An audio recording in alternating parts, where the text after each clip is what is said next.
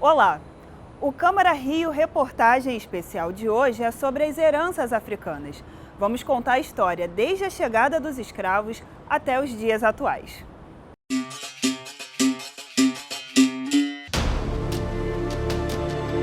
Aqui no Rio de Janeiro chegaram cerca de 1 milhão de africanos. Eles passaram pelo Cais do Valongo. Tia Seata é uma figura fundamental não apenas para o samba, mas para toda a cultura afro-brasileira, né? Que vai se converter, vai se transformar em símbolos importantes da própria cultura nacional.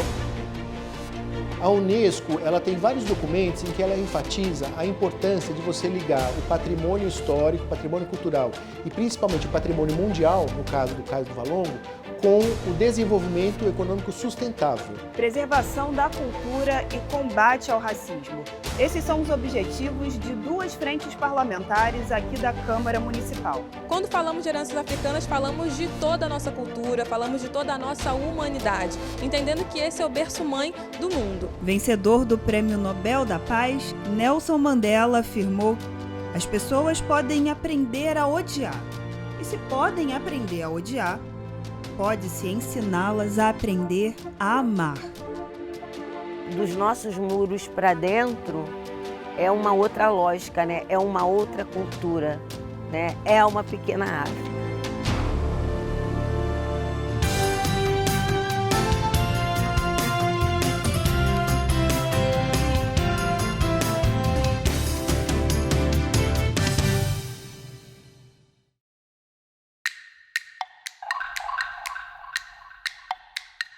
O Cais do Valongo, localizado na região portuária da cidade, ganhou o status de Patrimônio Mundial da Unesco em 2017.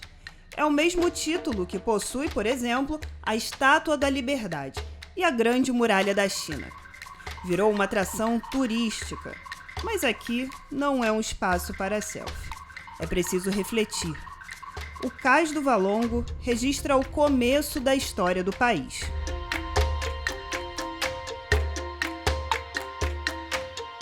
A escravidão durou mais de 3 séculos no Brasil. Desembarcaram no país mais de 4 milhões de escravos. Aqui no Rio de Janeiro chegaram cerca de 1 milhão de africanos. Eles passaram pelo Cais do Valongo. O que já demonstra a importância desse local, né? Não apenas nessa memória da escravidão, mas torna o Valongo, e por isso ele se transformou num patrimônio material da humanidade, né? Um patrimônio de memória sensível, porque nos relembra da violência desse processo escravocrata, que é fundamental na construção do Brasil, né? A partir do processo violento também do colonialismo, enfim, mas também é um dos principais lugares de memória da diáspora africana. Ou seja, não apenas os escravos que acabaram ficando no Brasil, não apenas no Rio de Janeiro, mas por todo o continente africano, um percentual muito grande desembarcou através do Rio de Janeiro e o Valongo ocupa um papel de destaque nesse cenário. Em 1831, o tráfico de escravos passou a ser proibido. No entanto, ele permanecia, mas em número menor. 13 anos depois, ocorreu uma alteração arquitetônica no Cais do Valongo para receber a imperatriz Teresa Cristina, a segunda esposa de Dom Pedro II. O aterro de 60 centímetros foi feito para a construção de um novo ancoradouro, que passou a se chamar Cais da Imperatriz. Ele vai mudar o seu valor, ele vai deixar de ter essa perspectiva de ser um porto de desembarque de africanos e africanas escravizados em seus territórios de origem, mas isso não significa que a escravidão acaba, nem que esse tráfico transatlântico tenha terminado. Na realidade, ele continuou ocorrendo de maneira clandestina em outros lugares, em outros portos, até a abolição da escravatura em 1888. Em 1888 é assinada a abolição dos escravos. Mais do que nunca, os negros, agora livres, tentam contar suas histórias, tornar públicas suas culturas e seus costumes. Aqui, a casa da Tia Seata, ela pode-se dizer, como as pessoas agora estão intitulando também, né, como a capital da pequena África. Porque foi assim que foi chamada no tempo da minha bisavó, Tia Seata. A definição é da bisneta da tia Seata. Mas você sabe quem foi Hilária Batista de Almeida? A tia Seata foi a primeira mulher a botar as roupas de terreiro e a vender seus quitutes na rua. Foi mais, muito mais. Tia Seata é parte da nossa história. É uma rica herança africana. Tia Seata é uma figura fundamental não apenas para o samba, mas para toda a cultura afro-brasileira, né? Que vai se converter, vai se transformar em símbolos importantes da própria cultura nacional, sobretudo o samba. Era uma pessoa que se transforma numa grande liderança social, política e religiosa no cenário do Rio de Janeiro no pós-abolição, pela sua capacidade de trânsito, de mediação com políticos, com lideranças, com jornalistas. Ela também é uma mulher e essa faceta da sua personalidade é muito importante que a gente recupere, que vai ser decisiva para a formatação do samba enquanto gênero musical, enquanto música, porque ela era também uma grande musicista.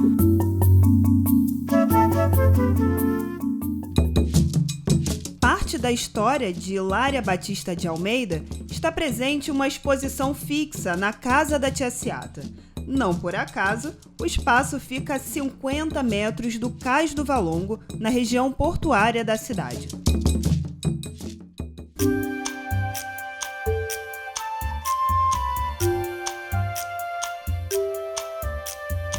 É uma das primeiras escolas, né, públicas da região, é uma escola da época do Império, depois vira escola estadual e passa a ser centro cultural. Funcionou 30 anos como centro cultural e foi adquirindo um acervo muito importante, muito interessante da cultura afro-brasileira.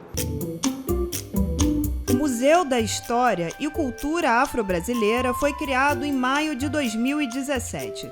Ele tem como objetivo encorajar a sociedade a fazer reflexões críticas sobre os legados da escravidão. Um outro objetivo é permitir que vozes que foram silenciadas durante tanto tempo possam contar suas próprias histórias, mas dessa vez como protagonistas. Uma das principais peças do museu está aqui, na Sala Conceição Evaristo. Esse mapa mostra as rotas do tráfico de escravos da África para o Brasil. Educado de uma forma incorreta, né? Com esse mapa da África que foi pensado por colonizadores. Na verdade, os povos originais, eles estão desenhados, né? O espaço físico, territorial, os limites de terra desses povos, eles estão desenhados nesse mapa que a gente tem aqui, dando esta devida importância à pluralidade dos povos africanos. No Museu da História e da Cultura Afro-Brasileira também está registrado mais uma herança africana, o Teatro Experimental Negro, criado por Abdias Nascimento em 1944. Não só o teatro, não só a interpretação, né, a construção cênica, mas várias outras ações em volta do fazer artístico recebiam destaque a partir da criação e da elaboração de trabalhos feitos por profissionais negros. No próximo bloco, você vai ver. A Câmara Municipal possui um trabalho legislativo para a preservação da cultura afro-brasileira. A Câmara Municipal possui duas frentes parlamentares que atuam na preservação da cultura afro. Você vai conhecê-las neste bloco, que mostra um pouco mais da herança africana. Sobre esse céu aqui, tem um quilombo urbano, né? Onde as pessoas moram, onde as pessoas vêm buscar força, né? O sagrado se fortalece para encarar o mundo lá de fora e é aonde nós guardamos as nossas heranças. No meio da Floresta da Tijuca, um casarão cercado de mata. Quem vê de fora não tem ideia da grandiosidade e da religiosidade do local. Aqui funciona o Centro Cultural de Tradições Afro-Brasileiras IEACE Egiomim. Dos nossos muros para dentro é uma outra lógica, né? É uma outra cultura, né? É uma pequena África.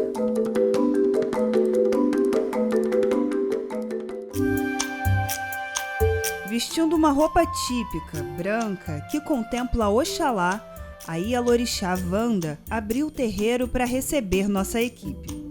Ali é um espaço de preservação da memória, de resistência. Além do sagrado, está prevista a criação de um laboratório e ambulatório de ervas medicinais. Há também um centro cultural que promove shows, encontros e colônia de férias para as crianças. O Centro Cultural, ele nasceu porque nós entendemos que o candomblé, ele vai além do sagrado. Você imagina esse espaço todo, né? Que nós não tivéssemos atividades que mantivesse ele vivo, né? E você não fica o tempo todo somente no sagrado, né? Nós temos as nossas pedagogias, nós temos as nossas preciosidades. O terreiro ficava em Guaratiba, mas hoje está localizado em Santa Teresa. Aliás, é o único espaço do candomblé no centro da cidade.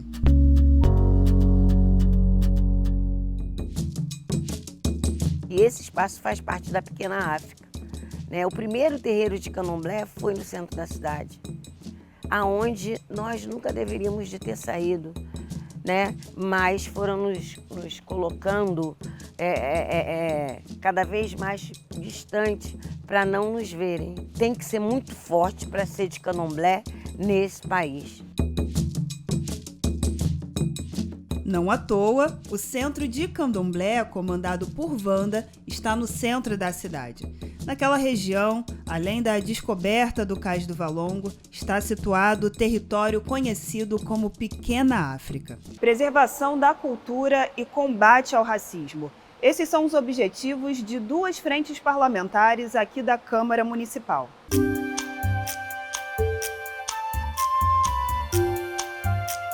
A vereadora Thaís Ferreira preside a Frente Parlamentar em Defesa da Pequena África e a Frente Parlamentar em Defesa dos Povos Tradicionais de Matriz Africana.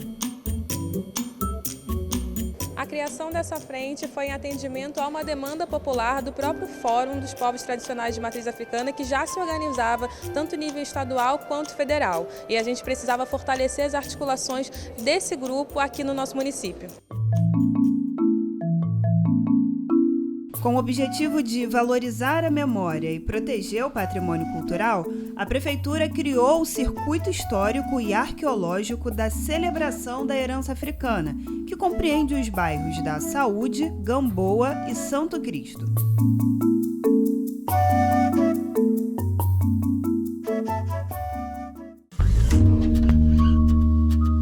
O passeio começa pelo Cais do Valongo e da Imperatriz, que representa a chegada dos escravos no Brasil. Em seguida, a Pedra do Sal, que era um ponto de resistência, celebração e encontro. O Jardim Suspenso do Valongo abrigava as lojas que vendiam escravos. O Largo do Depósito também era um local de mercado dos escravos. O Cemitério dos Pretos Novos era onde aconteciam os sepultamentos dos negros, que não resistiam às viagens ou que morriam antes de serem vendidos. A diáspora africana termina no Centro Cultural José Bonifácio, que foi a primeira escola pública da América Latina e hoje abriga obras com o intuito de preservar a cultura afro-brasileira. A Frente Parlamentar em Defesa da Pequena África é uma frente muito estratégica aqui na Câmara, que fala sobre um território também que é muito estratégico para toda a nossa cidade. Território onde temos o Mucabe, onde temos o Museu dos Pretos Novos, onde temos o Cais do Valongo, onde temos a Casa de Tia Ciata, e é importantíssimo que a Câmara Municipal pense ferramentas de proteção e desenvolvimento desse território carioca. A região passa a fazer parte de um roteiro turístico do Rio, criado por um decreto do prefeito Eduardo Paes. A Rede Afro-Carioca de Turismo inclui gastronomia, terreiros, favelas, rodas de samba, grupos e centros de capoeira, entre outras atrações. 2 dos objetivos da Rede Afro-Carioca de Turismo são estimular a geração de renda e a profissionalização de comunidades da região. A Unesco, ela tem vários documentos em que ela enfatiza a importância de você ligar o patrimônio histórico, o patrimônio cultural e principalmente o patrimônio mundial, no caso do Cais do Valongo, com o desenvolvimento econômico sustentável. O objetivo desse projeto é o apoio à economia comunitária de base sustentável e com geração de renda para a comunidade. O Ministério Público Federal apoia o projeto de desenvolvimento de turismo cultural e sustentável ligado à herança africana na zona portuária. Nós estamos acompanhando há 8 anos todas as medidas e forçando o Estado a promover as medidas necessárias para a conservação, para a gestão e pela valorização do cais. A partir desse trabalho, nós percebemos que o que não importa apenas preservar as pedras, do sítio arqueológico. É necessário também preservar a cultura imaterial ligada à herança africana e que tem uma forte presença na Pequena África, no território da zona portuária, reconhecido como Pequena África, desde o início do século XX, por Heitor dos Prazeres. Uma das lutas do Ministério Público Federal é o fortalecimento de ações ligadas à promoção da cultura afro-brasileira. Isso vai aumentar o turismo na economia e garantir maior envolvimento na comunidade local. O que nós buscamos agora, com esse projeto que está sendo assinado agora o termo de cooperação com a Prefeitura, com o apoio da Frente Parlamentar da Pequena África, mapear, identificar quem está produzindo cultura afro-brasileira no local e divulgar o trabalho dessas pessoas. Nós fizemos, então, uma pesquisa de mapeamento dessas organizações, chegamos a 31 organizações mapeadas e, com base nessas informações, nas visitas que foram feitas, nas entrevistas, nós fizemos esse material, que ainda vai estar, é só um rascunho, vai ser lançado, que é um primeiro guia cultural turístico, gastronômico da Pequena África. Nós estamos principalmente articulando os grupos que já existem na Pequena África e que já protegem o espaço, seja com empreendedorismo ou seja também com a valorização da memória de toda a herança africana. Para isso, nós estamos articulando esses grupos, fazendo um catálogo onde nós teremos esse circuito valorizado e reconhecido não só pela Prefeitura, não só pelo MPF, mas por toda a sociedade carioca. Mãe d'água, rainha das ondas, sereia do mar. As heranças não podem morrer. O Cais do Valongo, por exemplo, foi aterrado em 1911 e só foi redescoberto 100 anos depois. Nele está um passado que ainda conversa com o futuro e presente da sociedade. Mãe d'água, seu canto é bonito quando tem luar. Quando falamos de heranças africanas, falamos de toda a nossa cultura, falamos de toda a nossa humanidade, entendendo que esse é o berço-mãe do mundo. E aqui no Rio de Janeiro, especificamente, a gente fala de um reforço cultural que é maior ainda, porque a maior parte da nossa população também é preta. Vencedor do Prêmio Nobel da Paz, Nelson Mandela afirmou que ninguém nasce odiando outra pessoa por sua cor de pele, sua origem ou sua religião. As pessoas podem aprender a odiar. E se podem aprender a odiar, pode-se ensiná-las a aprender a amar.